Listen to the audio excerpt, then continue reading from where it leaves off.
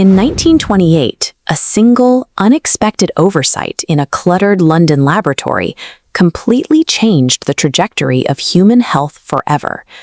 Before this moment, medicine was largely defenseless against infection. Simple injuries like a scratch from a rosebush or a scraped knee could lead to blood poisoning that doctors had no way to stop. Common bacteria were often lethal. Without a way to kill these microbes once they entered the body, even the most basic medical procedures carried a high risk of death. For centuries, the outcome of an infection depended almost entirely on a patient's own immune system rather than the tools of the physician. This changed when Alexander Fleming returned to his lab after a vacation. Before leaving, Fleming had failed to clean a set of Petri dishes, leaving them stacked and exposed to the air. When he returned, he saw that a rogue fungus had started growing on one dish.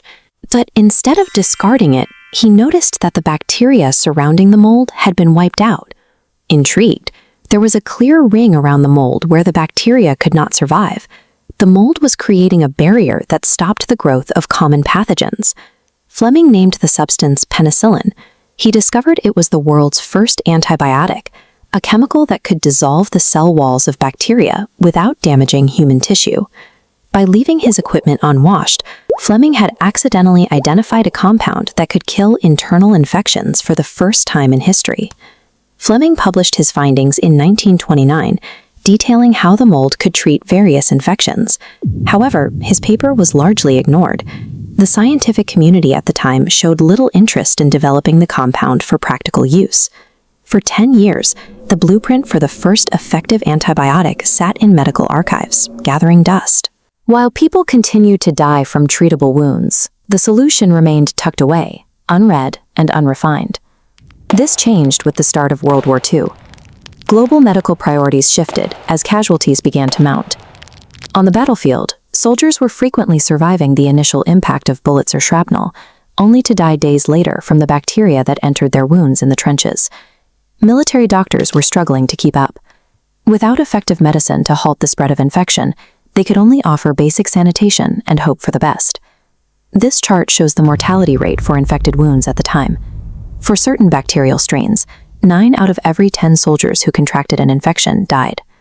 The war was creating a medical crisis that traditional treatments simply could not resolve. Searching for a way to save these soldiers, Howard Florey, a scientist at Oxford, began looking into older, forgotten research. He and his partner, Ernst Chain, rediscovered Fleming's decade-old paper and realized its potential for the battlefield. They faced a massive challenge, figuring out how to grow enough of this mold to treat thousands of soldiers at once, using wartime facilities. They successfully scaled up production. By 1944, penicillin was reaching the front lines in mass quantities, ready to be administered to the wounded. The impact was immediate. As mass distribution began, the death rate for infected wounds dropped from 90% down to 10%. The rediscovered compound had become a decisive factor in survival for the soldiers, proving that the forgotten research was the key to modern surgery and medicine. In 1945, the medical establishment recognized the achievement. Alexander Fleming, Howard Florey, and Ernst Chain were awarded the Nobel Prize in Medicine. Today, antibiotics are the foundation of modern healthcare.